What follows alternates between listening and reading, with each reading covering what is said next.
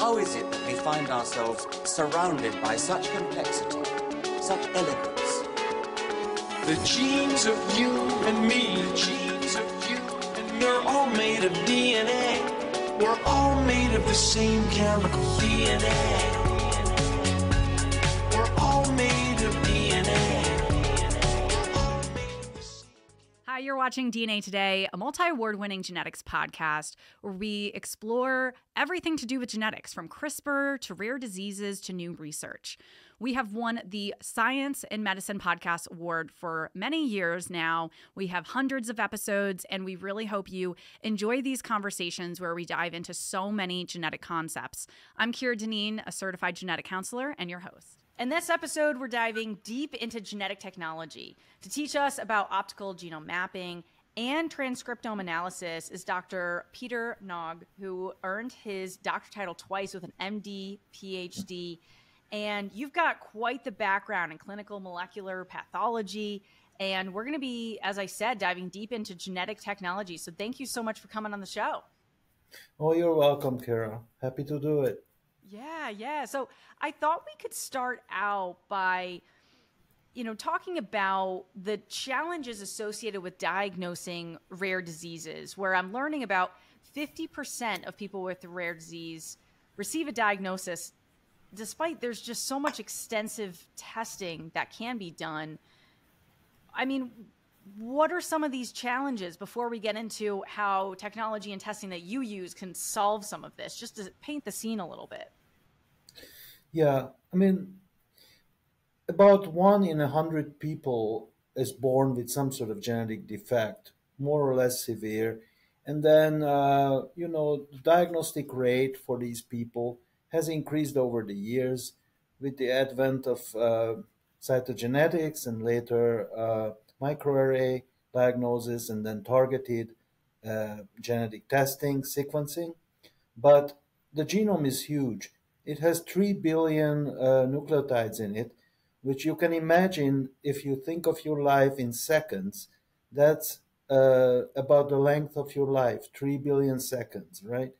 So many of the mutations that cause disease are located outside the targeted regions, the most commonly pathogenic regions, and also microarray and cytogenetics have a limited resolution, so they only can see changes of a certain size.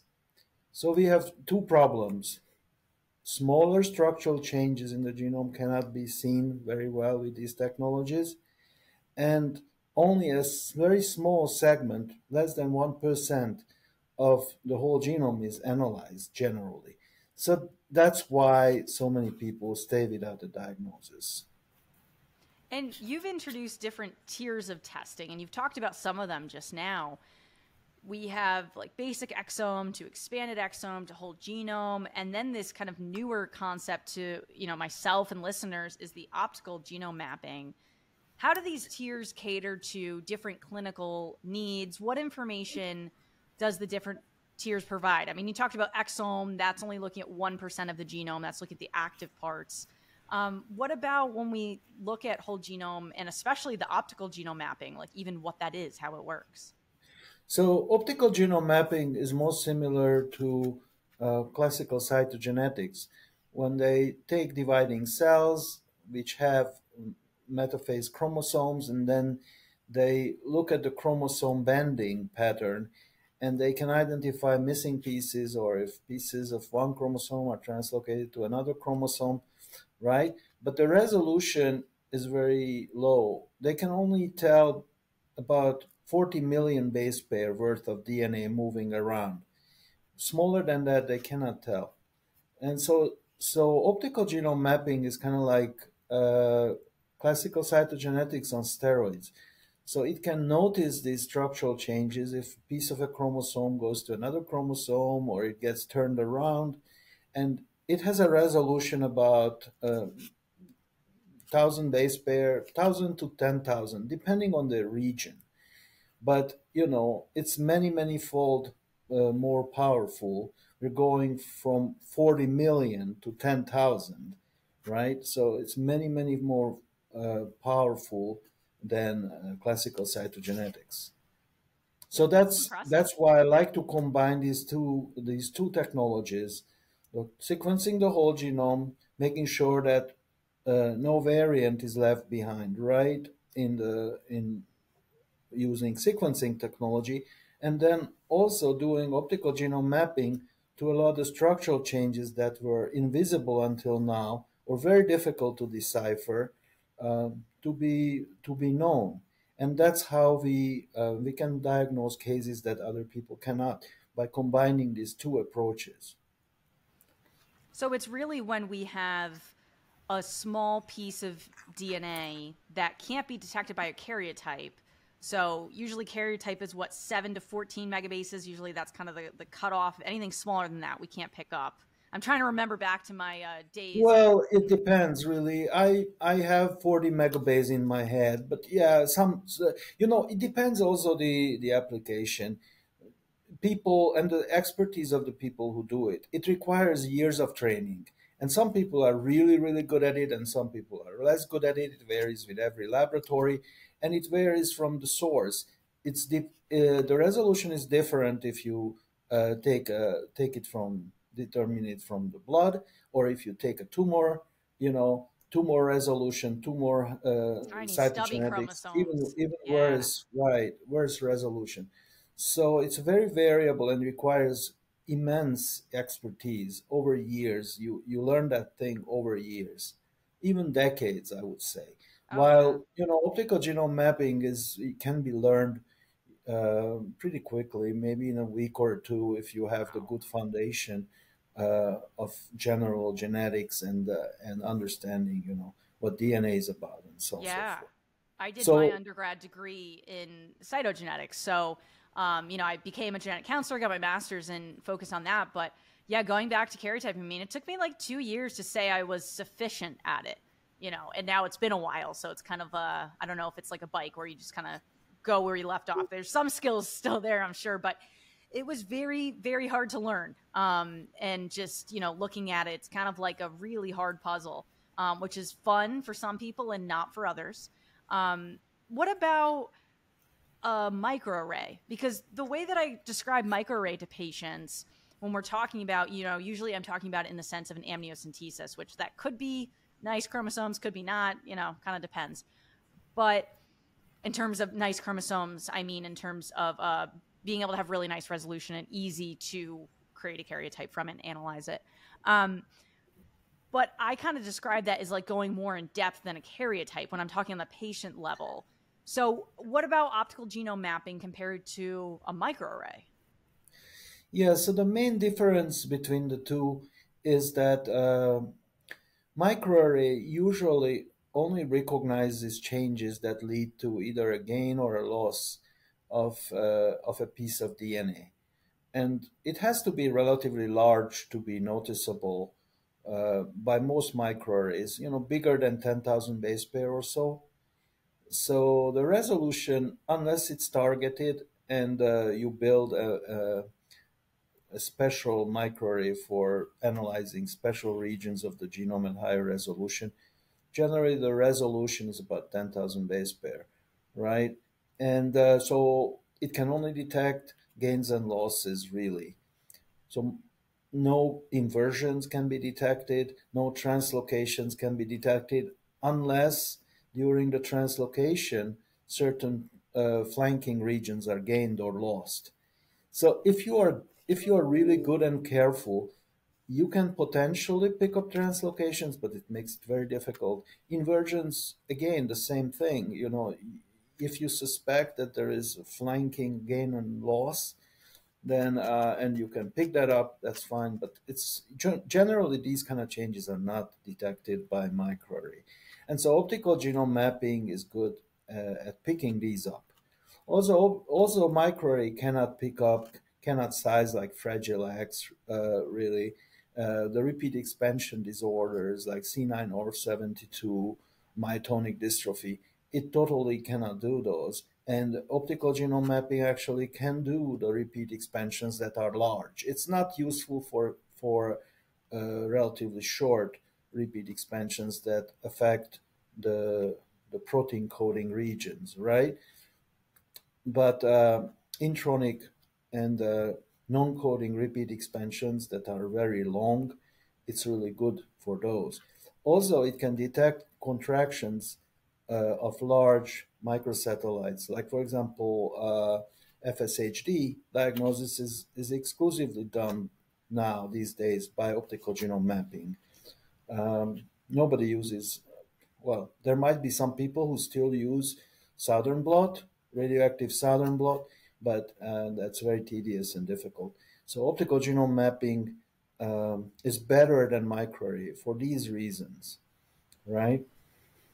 Yeah, and it's interesting because when one of the reasons why we order a karyotype with a microarray, at least in the prenatal setting, and also this applies to others, but I'm kind of thinking prenatal, is because you might have a balanced situation. So a balanced translocation, like you're saying, where two chromosomes swap information, that someone still has the right amount of information, but it's in a different spot, and it could be activated or inactivated in a way that it normally is not. Same with the inversion. You're just moving that material, but it could affect the way that it operates. So that is one of the reasons I think about, okay, karyotype is really important, because we want to see where information is on the chromosomes. But the way you're describing it with optical genome mapping, would it potentially replace karyotyping? Or will there still be cases where, well, we need a karyotype because optical genome mapping can't do X, Y, Z? I think karyotyping is a great tool, and I don't think it will be fully replaced by optical That's good to hear. genome My mapping. degree will still be worth something. because Robertsonian translocations cannot be picked up by optical genome mapping at the current state. You have to understand that optical genome mapping gets its power from a direct microscopic examination of DNA molecules that are about 300,000 base pair long. And so the pattern of a 6 base pair recognition region across these 300,000 base pairs is this barcode based on which you can position that piece onto the genomic reference, right? Or assemble it by itself into a de novo assembly of a genome. But the pattern has to be anchored on both sides, both ends, by multiple markers in order to know the size of the intervening area. So if you have a repeat that's larger than 150,000 to 200,000 base pairs, the anchoring doesn't work. And so then that's why optical genome mapping is not good to detect translocations that are involving the centromere or the telomere. Even ring chromosomes are problematic.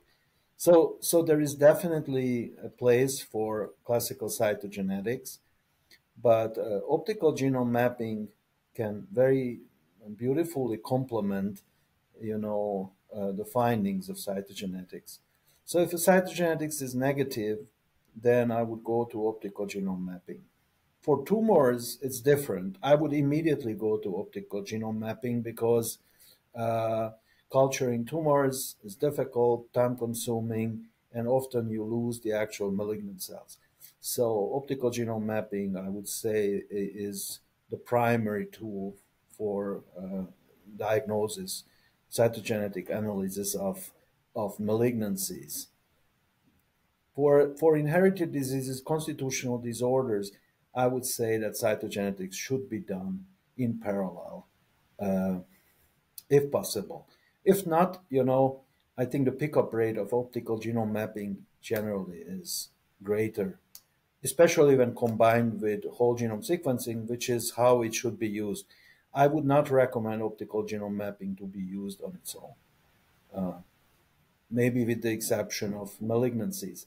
But for constitutional diagnosis, I would always use it together with whole genome sequencing, because whole genome sequencing gives the precision.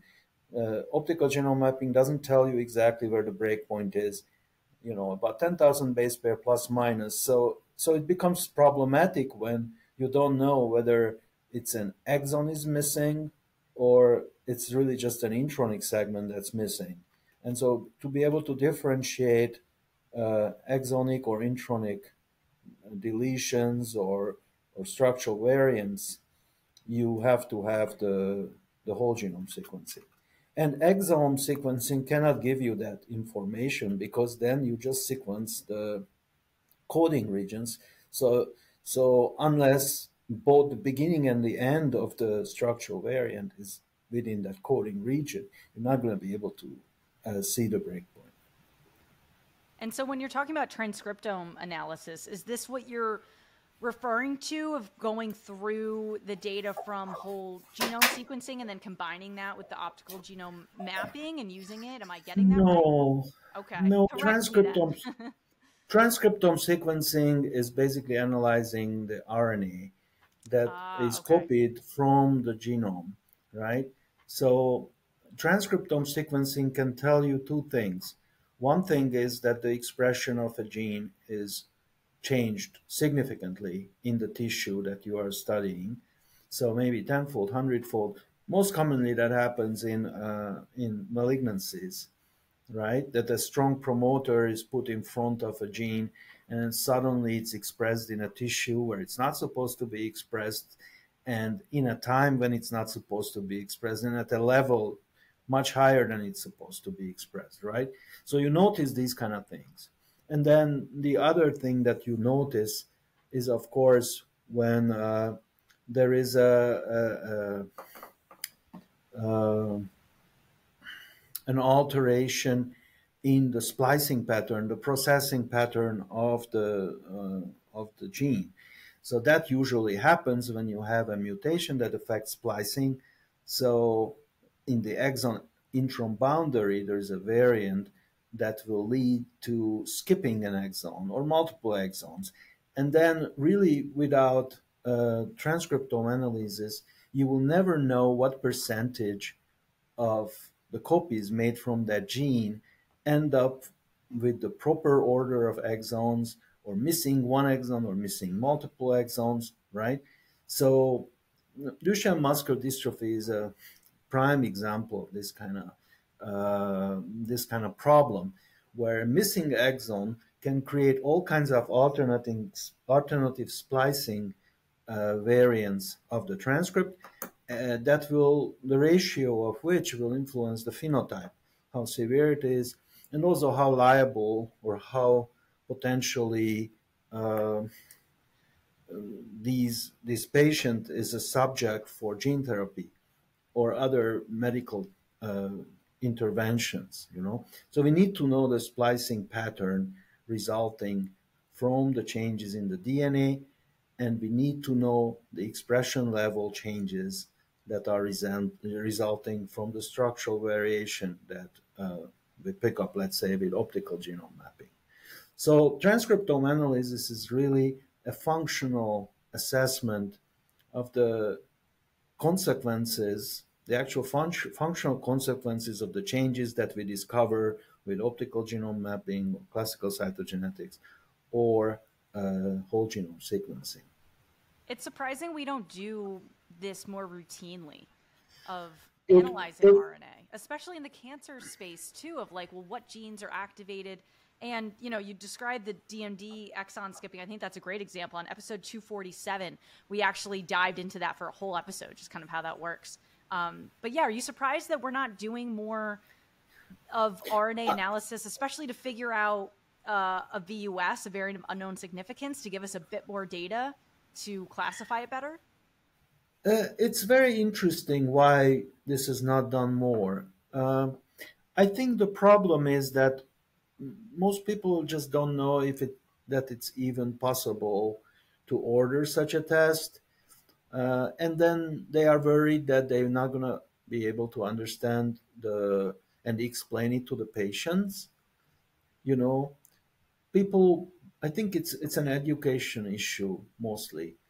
I mean, I have customers who order transcriptome tests routinely, but still it's a very difficult concept, I think, for most people to understand that it is only useful if you use it properly. Like if you have a missense variant in the middle of an exon, there's no point really to do transcriptome sequencing, right? You only want to do transcriptome sequencing where,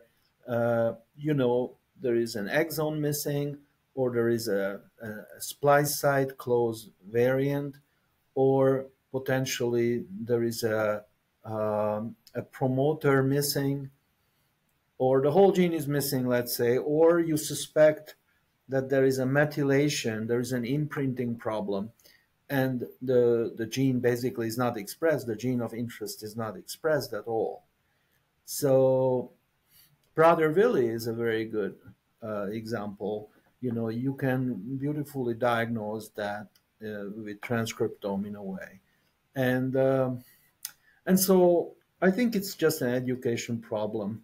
And also recently, until recently, there was no reimbursement for it.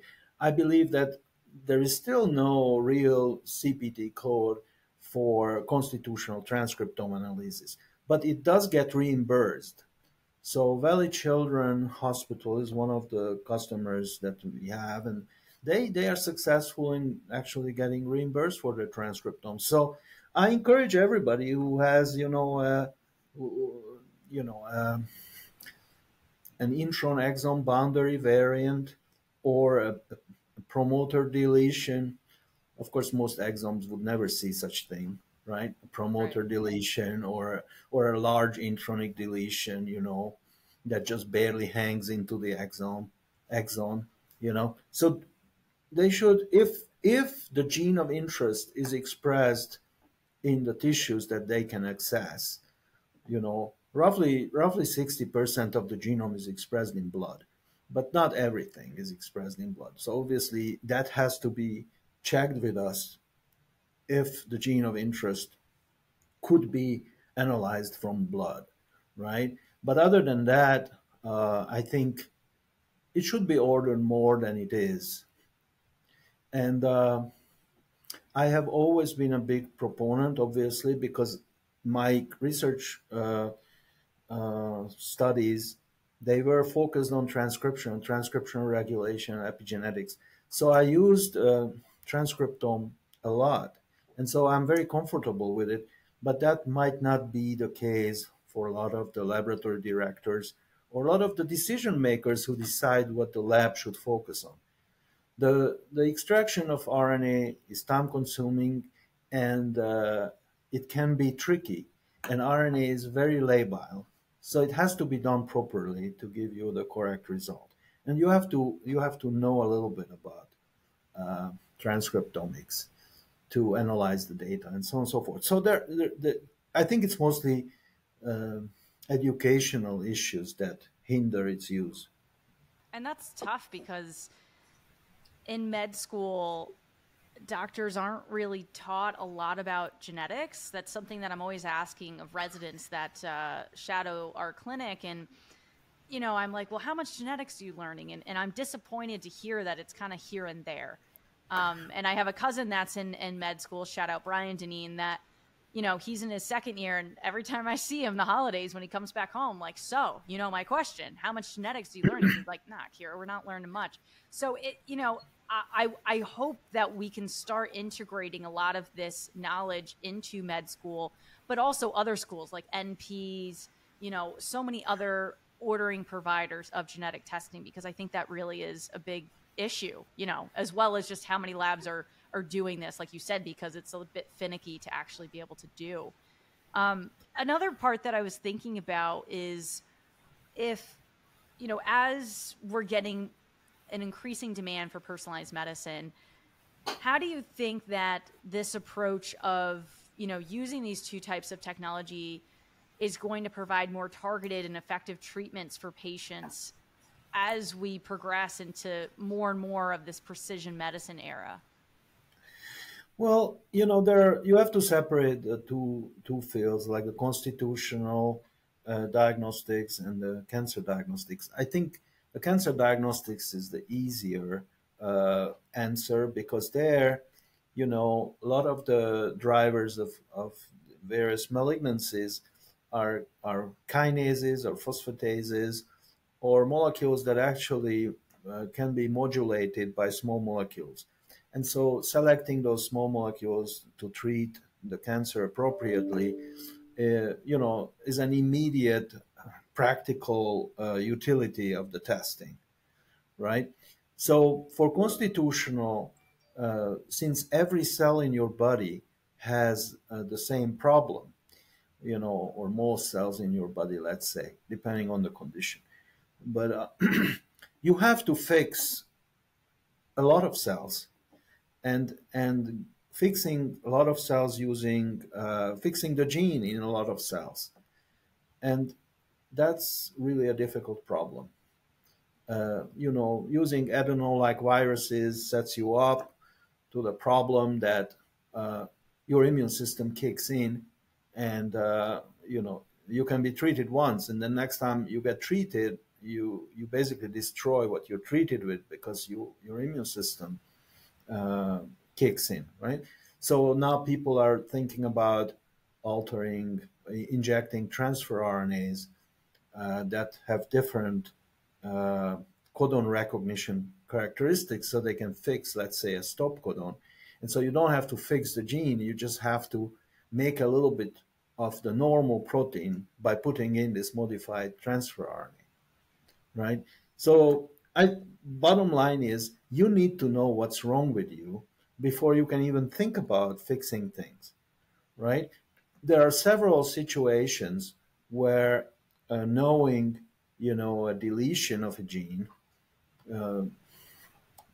thalassemia is, for example, when hemoglobin genes are missing, let's say, you could activate perfectly good copies of hemoglobin, fetal hemoglobin. You just have to activate that and you would be fine, right? But unfortunately, at the moment, we don't know how to do these things yet quite as well. But it's important to know what the problem is, because it tells you also how long, what's the prognosis of this condition, right? How it's going to evolve. Is it going to play out within a year? Is it going to play out a month? Or is it going to take decades, right?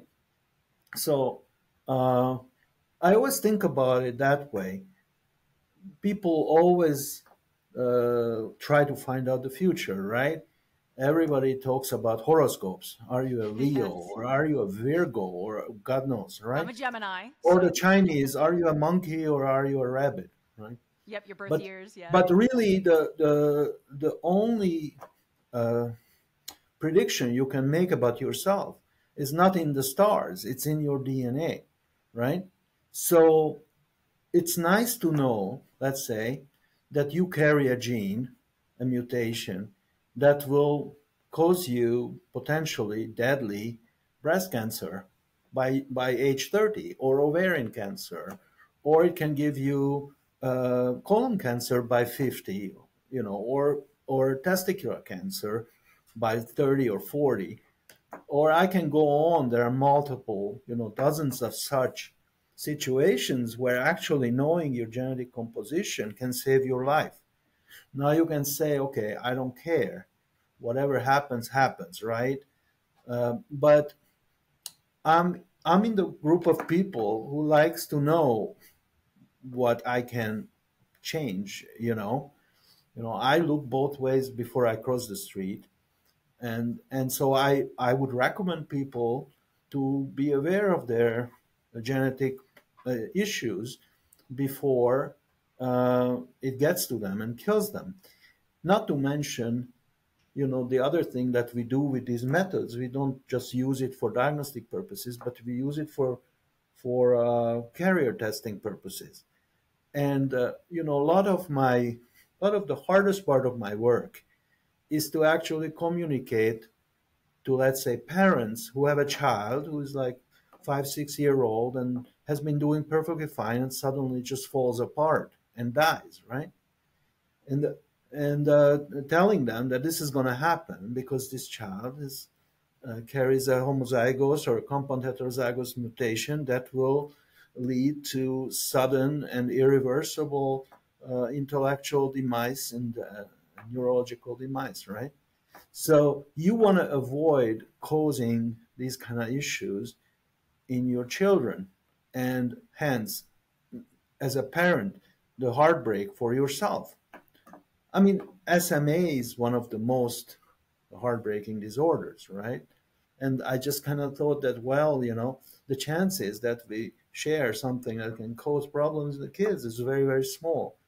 So I think it's very good, especially if you are from a population where your parents, grandparents, and ancestors, were in a closed environment, either geographically or culturally.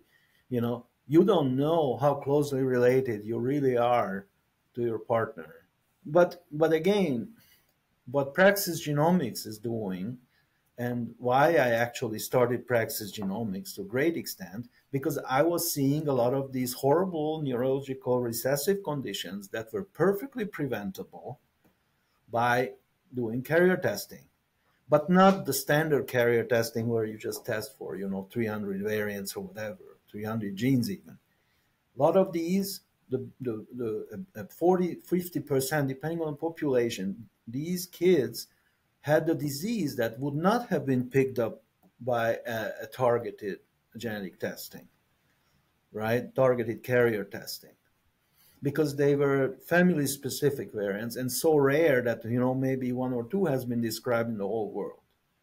So that is the reason why I started Praxis Genomics, to provide a lab that actually approaches things almost as a scientific, sort of study. Every patient is like a scientific study. That's why we do the optical genome mapping. That's why we do the repeat expansion stuff.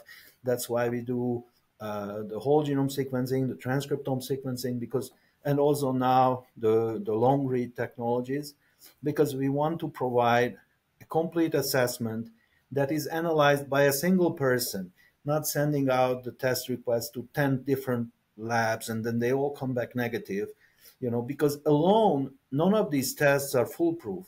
They have to be analyzed together. The long read has to be analyzed together with the short read, together with the optical genome mapping, and preferably, if you do the transcriptome.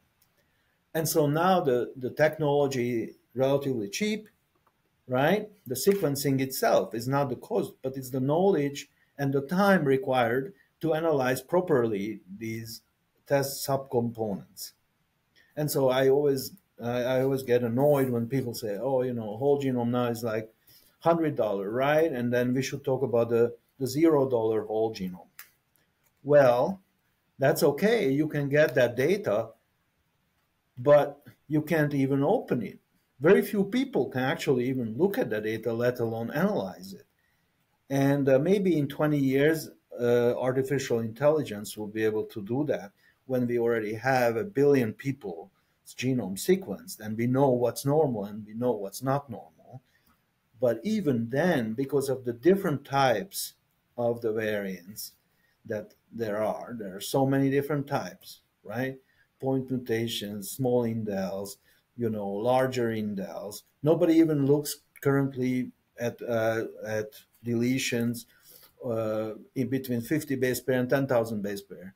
It's like a total blind spot. None of the big labs report out stuff because they can't verify the findings, right? So that's why you need optical genome mapping, so you can verify the structural findings you find. But again, it requires a focused and comprehensive analysis of all these data together to improve your diagnostic yield. And that's what you guys do at Praxis, as you said, of just taking all of these different types of tests and saying, okay, we're going to combine the advantages to each test and the higher resolution here, and being able to map and say this is where this is versus another spot. There's just so many advantages that comes with that, of having a lot of tools in your tool belt, as we say. But this has just been great. I have learned so much, more than an average interview. I really just appreciate all of your insight with this, and people can check out Praxis Genomics to learn more and see everything that you guys offer. Great. Well, thank you so much, Kyra. I'm very happy that you learned something, and I'm hopeful that actually people understand that the future of a person is not in the stars, but to a large degree in their DNA, and it's knowable. And it's going to be easier and easier to get to know it. So with that, I think, thank you again, and maybe we can meet again at some point. Yeah, definitely. Thanks for watching DNA Today. To access all of our episodes, head over to dnatoday.com. We also have a lot of bonus content on there that you can enjoy. If you have any questions, comments, suggestions, guest pitches, you name it, send them in to info@dnatoday.com. We'd also really appreciate if you could take a moment to rate and review the podcast on Apple, Spotify, wherever you listen to the show. It really helps more nerds like yourself find the show. Also, if you like giveaways and other ways to connect with us, I recommend following us on social. We're at DNA Today Podcast. We also have a Patreon if you want to be the most level involved in the show. That's also at DNA Today Podcast. Thank you so much for listening and watching. Join us next time to learn and discover new advances in the world of genetics. We're all made of DNA. We're all made of the same chemical DNA.